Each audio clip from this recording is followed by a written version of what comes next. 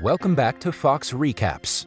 Today, I'm going to explain the movie Sidekicks, released in the year 1992. The opening scene shows us a woman being held hostage by the bad guy. The hero arrives in an all-white suit and beats up the entire army of thugs. He has a sidekick dressed in an identical suit who assists him in the fight. In the end, they rescue the damsel in distress and save the day. When the hero takes off his mask, we see that it's the superstar actor Chuck Norris, and his sidekick is a teenager named Barry. Suddenly, Barry wakes up in his classroom, realizing that the fight was just a dream. His peers make fun of him, which in turn causes him to get an asthma attack. Barry is an introverted asthmatic boy who is frequently bullied in school. He spends his days creating fantasies in his head, mostly about him being Chuck Norris's sidekick. In his fantasies, he has superhuman strength and confidence, everything that he lacks in real life. Most of the time, he imagines fighting his real-life bullies to save his favorite teacher, Noreen. She is worried about Barry's frequent daydreams and his decreasing attention span. After school, she has a talk with his father, and the two decide to sign Barry up for karate classes. This way, he can stay busy and learn fighting skills in real life. They go to an arrogant dojo owner named Kelly Stone. The man brags about his contribution to the sport and compares himself to Chuck Norris. He also insults every other karate teacher in existence and thinks he's better than everyone. Barry and his father simply walk away, knowing that the guy is not a good master. At school, Noreen finds out about the failed meeting. Her uncle, Mr. Lee, is coming to the US soon to work in her family restaurant. She thinks he'll be the perfect teacher for Barry since the two share some personality traits. Then we're introduced to Mr. Lee. He's in the subway station when a man calls him a racist slur. In turn, Lee uses one of his many tricks to make his jacket catch on fire. Later that day, Barry meets Mr. Lee at his restaurant. For his first lesson, he's asked to walk to school starting the next day, then slowly upgrade to running. Lee wants to improve his endurance because working him too much might trigger his asthma and make it worse. As they talk in the kitchen, Barry's father and Noreen are outside enjoying a meal together. Mr. Gabrewski lost his wife 10 years ago and has been single ever since. Noreen seems to be interested in him. Suddenly, a group of thugs arrive at the restaurant and start making a mess. Lee is called outside to handle the situation. He acts drunk and proceeds to beat up the thugs. Barry, who is skeptical till now, is finally excited to learn to fight. The following day, he walks to the school but gets distracted by yet another daydream. This time, he and Chuck Norris are soldiers saving Noreen from terrorists. They perform absurd stunts and kill all the enemies before Barry comes back to reality. On the way, a kind classmate Lauren offers him a ride, but he declines. Lauren knows about Barry's condition and is worried about him. In class, the history teacher asks a popular kid, Randy, a question. He is made fun of for not knowing the answer. A minute later, Barry reveals the correct answer, humiliating Randy even more. Hence, when the class ends, the bully pushes Barry to the floor. He is stomped on and asked to stay away from the cool kids. Everyone surrounds him, but no one dares to stand against Randy. In fact, they take his side and call Barry names.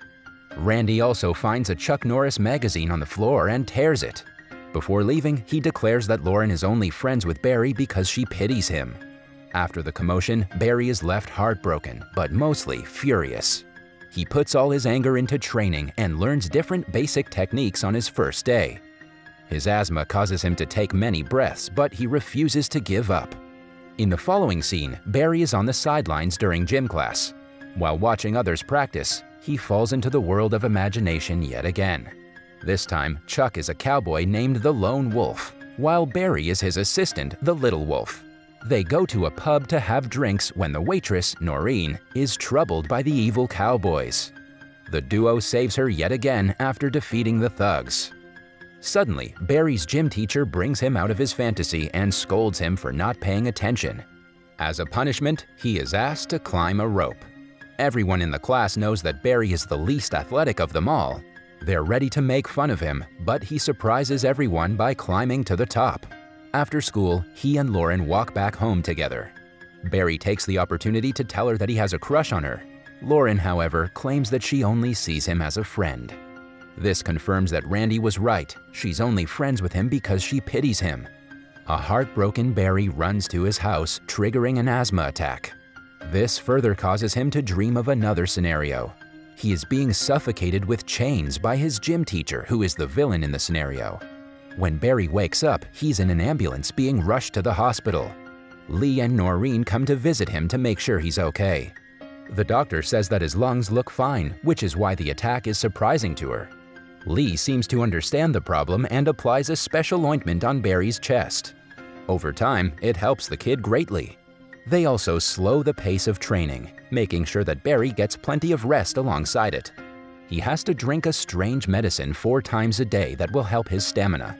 It helps him so much that by the end of the week, he wants to take part in the gym class. The teacher doesn't want to allow him, assuming that he'll end up in the hospital yet again. But when Barry insists, he has no option but to let him. The next day, Noreen, Gabruski, Lee, and Barry are together when Noreen shows them her karate skills. Since she was trained from a young age, she's a very good fighter. Gabruski is impressed, to say the least. When the two are alone, she teaches him a few of her moves. The interaction brings them close, but they refrain from getting too friendly. One day, Lee and Barry have a long conversation about Barry's daydreams. Lee advises him to try to control his thoughts. If he gets fewer daydreams, they will be more intense and might eventually turn into reality. As time passes, Barry gets stronger. While training, he even starts to blow strong hits at his master, urging Lee to be more careful. Lee notices Barry ditching his inhaler, which proves that his endurance has grown exponentially. In the meantime, his classmates have no clue that he's grown so much. Hence, Randy makes the mistake of calling him names. This time, Barry stands up for himself and insults him back. As a result, Randy attacks him, but he manages to attack back, surprising everyone. A fight starts between the two, but Randy puts up a tough competition, being a karate trainee himself. The commotion stops only when their gym teacher intervenes. A while later, Lauren approaches Barry, praising his fighting skills. She also asks him out on a date to the zoo on the weekend. Barry happily agrees, forgetting that she dumped him not long ago. In the following scene, Barry is in another one of his daydreams. This time, he and Chuck Norris are raiding a drug warehouse. The villain yet again has Noreen hostage because she betrayed the gang. They're hiding pouches of illegal substances inside piñatas. Suddenly, an explosion occurs, followed by the dramatic entrance of Chuck Norris. The gangster orders his men to get him, but before they can, another explosion follows. This time, the sidekick Barry enters the warehouse and a shootout ensues. Strangely enough, Barry kills more people and outshines Chuck. He is braver than before, which surprises the imaginary Chuck as well.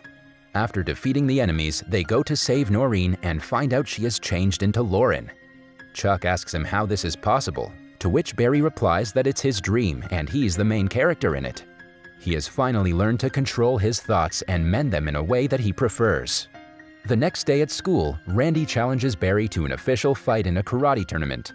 Initially, he's not confident in his skills, but upon being motivated by the master, he agrees to take part. For the next week, he trains harder than ever. Till now, he had been practicing to increase his endurance, but now he trains to fight and defend. Then, the day of the tournament finally comes. Unlike what he had thought, Barry is not nervous at all. He is asked to watch the karate demonstration before the match to enjoy himself. While he's away, Noreen registers their name in the team, but it turns out the tournament is a 4-person competition. She and Lee can join Barry, but they would still be short one member. She tries reasoning with the organizer, but they're adamant about the rules. As Lee and Noreen talk about how disappointed the kid is going to be, they hear a girl talking about Chuck Norris. It turns out that he has also come to enjoy the tournament as a karate champion himself. Lee gets an idea and runs to the actor. Somewhere else, Chuck meets the arrogant karate guru, Stone. As his usual self, Stone makes fun of Chuck and calls him a coward for not participating in tournaments anymore. He is confident that if they go against each other today, he would surely win. Lee wants to persuade Chuck to be on their team and complete it. Even though Noreen thinks the idea is absurd, he insists. Noreen takes the chance and approaches the superstar. In the following scene, Barry is watching the karate demonstration. He turns around and is surprised to see Chuck sitting right beside him. They introduce themselves to each other even though Barry is too starstruck to speak. His dream comes true when Chuck asks him to join hands for the next competition. Barry doesn't waste a second before accepting the offer. For the first round, Noreen takes part in the demonstration and wins second place. The second round is a brick-breaking one. Lee goes to the stage asking for one more brick to be added to the pile. No one believes that an old man like him can make the hit, but he surprises everyone. The third is a nunchaku demonstration round. Barry nervously gets on the stage and starts his performance. Suddenly, he goes into his dream world again and imagines himself showing great nunchaku handling skills.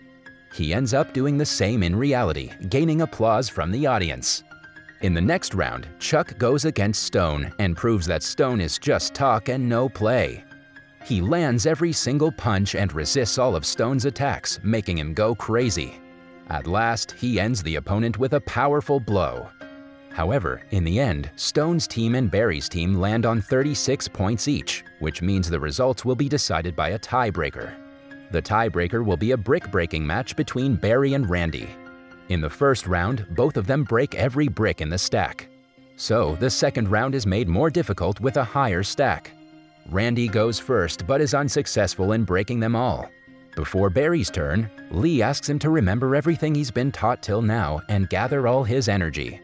Using his advice, Barry breaks the entire stack in a single blow, making his team the victor. In the last scene, Chuck and Barry are together talking about the tournament. The kid thanks his hero. He has finally let go of his obsession with fantasy now that it has become a reality. That was all from the video. I hope you liked it. Subscribe for more content like this and hit the like button to help us out. Also, leave a comment if you want us to recap your favorite movie. Until next time, take care.